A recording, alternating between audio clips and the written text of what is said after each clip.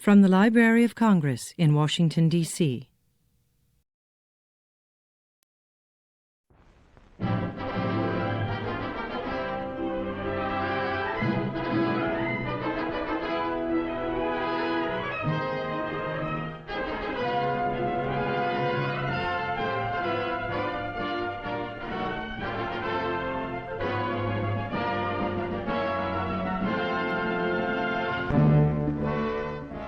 Since Freedom's Journal, the first Negro newspaper, the press has grown to include magazines and other media of communication, radio stations, a newsreel, and a news service supplementing over 200 Negro newspapers published in 35 states, the District of Columbia and Alaska, to serve the race. Progress was summed up at the recent Baltimore meeting of the National Newspaper Publishers Association, organized in 1940 for the benefit and improvement of the Negro press.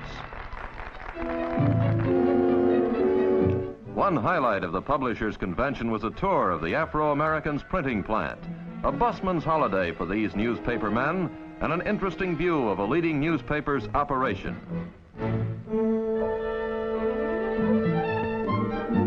In the newsroom, editor Cliff McKay goes over a story with a reporter. Then pneumatic tubes carry the copy to the composing room, where printers set the type and assemble it for publication. A proof or trial printing is run off and checked for accuracy on each story. Then the assembled type for each page is transferred to papier-mâché mats, which serve as molds for the plates that actually print the newspaper. Then the mighty presses begin to roll.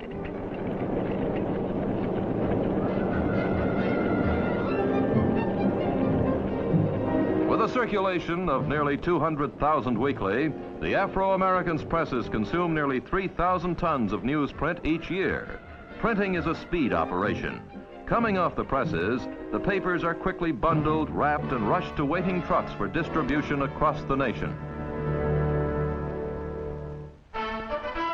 Civic laurels came to the Miami Times and its editor-publisher Garth Reeves, named Man of the Year by the city's Junior Chamber of Commerce. The progressive young newsman is active in civic and fraternal affairs, in addition to his unceasing efforts to keep the Times among the state's top-ranking newspapers. Circulation is about 5,000, but the small figures don't indicate the true local influence of the Times, whose exploration of the Dade County housing problem has received widespread attention. In brief ceremonies in the Times offices, Junior Chamber of Commerce leaders present Reeves with a Man of the Year plaque, recognition of distinguished community service.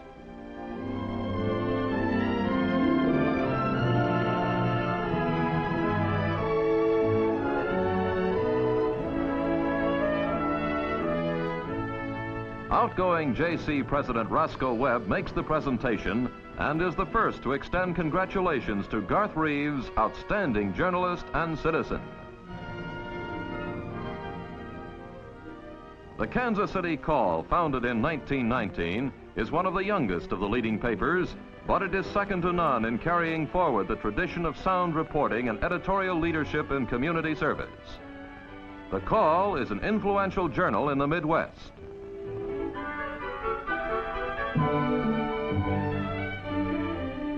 It's notable, too, for its modern printing facilities.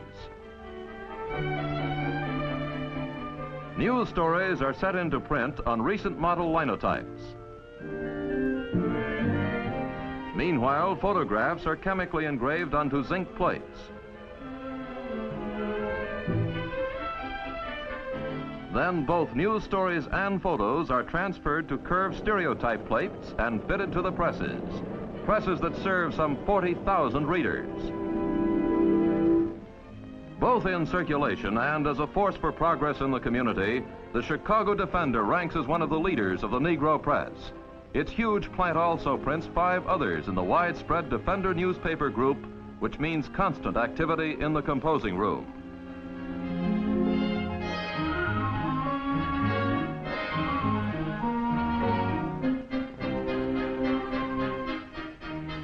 Publisher and editor John Sengstack keeps a watchful eye on every detail of each edition. The title of the West's fastest-growing, most progressive newspaper is claimed by the Los Angeles Sentinel with a circulation of 26,000. Business manager Dora Moore has guided the affairs of the Sentinel since the retirement of its founder, Leon H. Washington. And this thriving paper is among the most notable in the Fourth Estate of the West Coast. Mrs. Washington still takes an active part in the enterprise.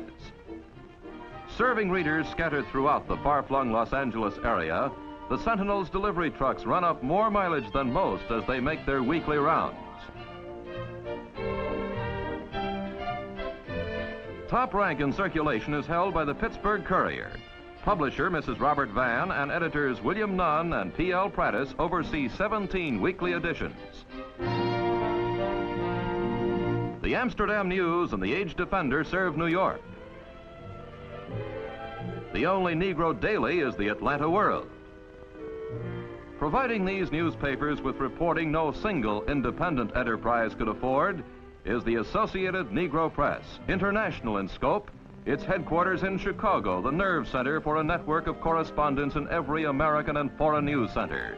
It's an invaluable central source of news to supplement local coverage, airmailing its bulletins to subscribing newspapers everywhere in the country. Founder and head of the Associated Negro Press is Claude Barnett, well known for his public service, which has included government work and a position on Tuskegee's board of directors. Among the ANP correspondents is fashion editor Mrs. Freddie Henderson, shown visiting the United Nations gift shop.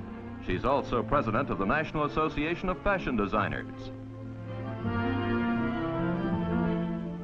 Hollywood correspondent Harry Levette interviews top personalities such as radio and movie star Ruby Dandridge to keep the thousands who follow his column posted. Gladys Graham covers New York. She's as familiar a figure among New York's downtown municipal buildings as in Harlem.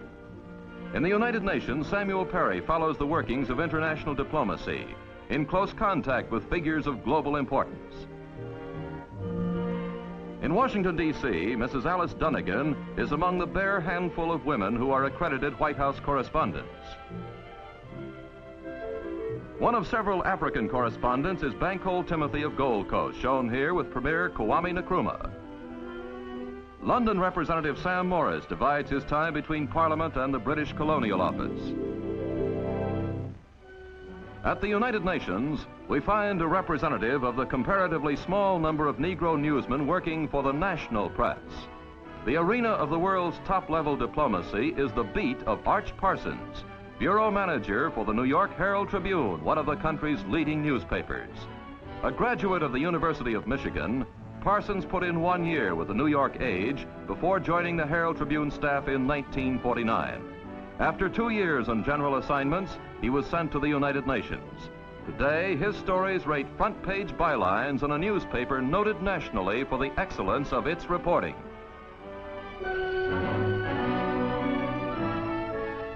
In the conference rooms of the UN, Arch Parsons is on the scene as history is made.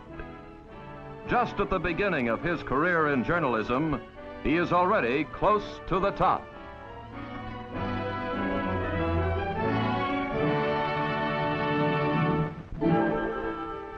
But the press is more than the printed word. In modern America, broadcast news plays an important role.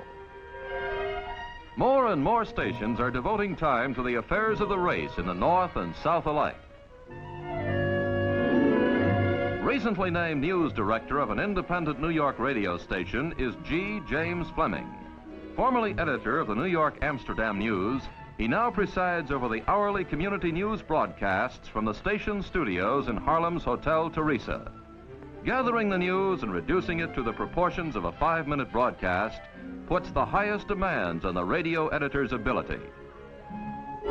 In addition to his broadcasts as news commentator, Fleming also sits in on the station's forum show, The Editors Speak, the first panel discussion program of its type to regularly feature Negro newsmen discussing current affairs of national and world importance, as well as community problems.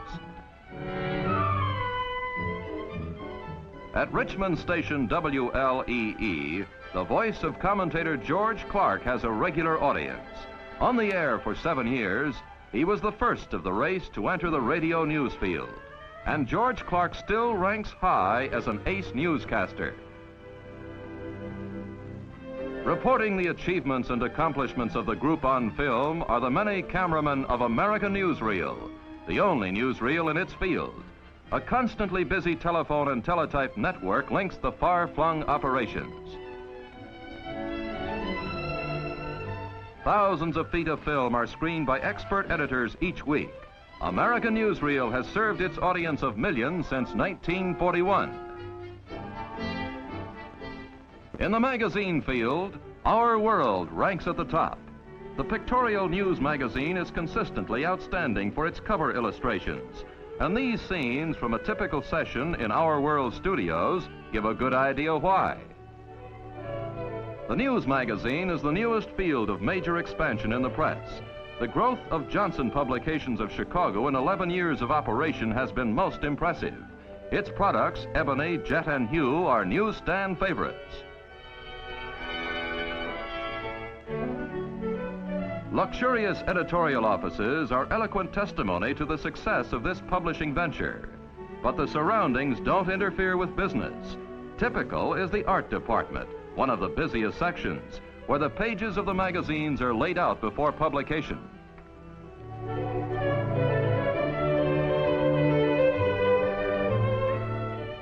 Under the guidance of founder John H. Johnson, Ebony and Jet have risen to the top of their field, the newest additions to the Negro press, an institution without equal, serving 1/10 of a nation.